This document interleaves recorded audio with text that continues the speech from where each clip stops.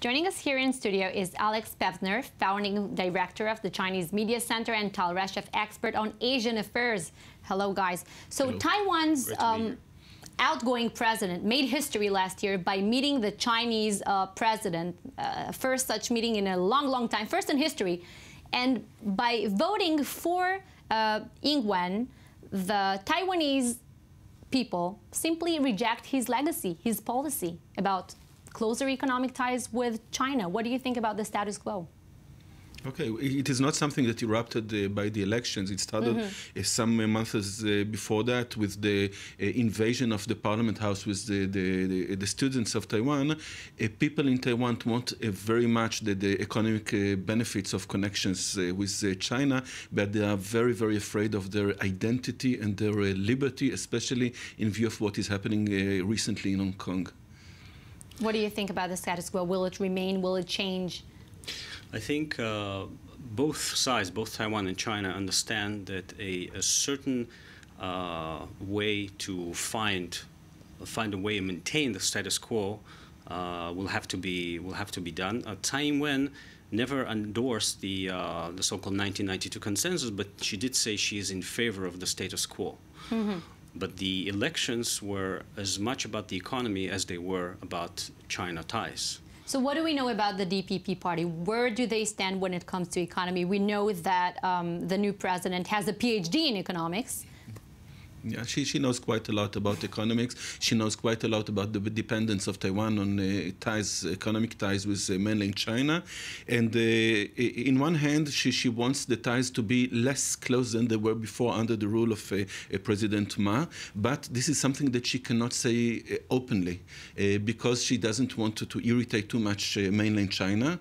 On the same hand, she was letting people understand that once she was going to be in power, things is not going to be so close, and she will do her best to keep a good relation while not being too dependent on China, which is what most of the people wanted when they elected her. Yeah. Right. China is already Taiwan's largest trading partner.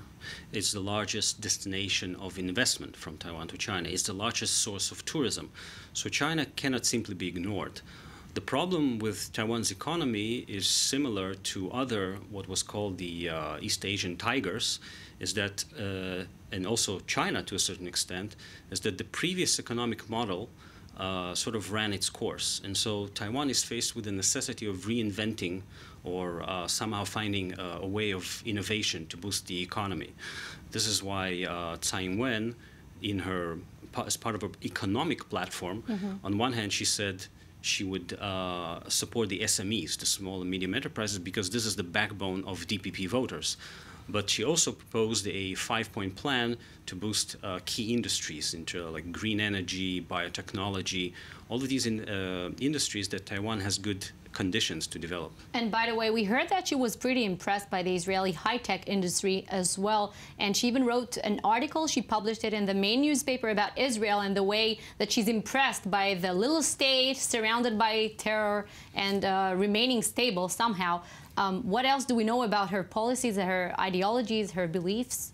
Well, she keeps some of her ideas to her own due to the sensitivity that we understand very much in regards to the relationship with China. And even her visit in Israel was something that she did not hide, but she did not make any effort to publish because of this sensitivity. In order not to arrive as a representative of a country, it is considered to be a region by China. But just like Korea, just like Japan, Taiwan is a very developed country with developed technology that wishes to fight the competition that comes from the Chinese industry by innovation, by high technology, and one of the keys to achieve it is the Israeli high-tech. Interesting point. Tsai is very interesting. She is a former trade negotiator. She helped negotiate Taiwan's entry into the WTO. And so she knows that China, again, as the largest trading partner, cannot simply be ignored. But on the other hand, her voter base voted her into power to boost the Taiwan economy and not simply the relations with China, which many Taiwanese voters felt that perhaps the focus on only relations with China is too excessive. Tsai emphasized that Taiwan needs to develop relations with Japan, with the so-called southbound problem, Vietnam, Indonesia.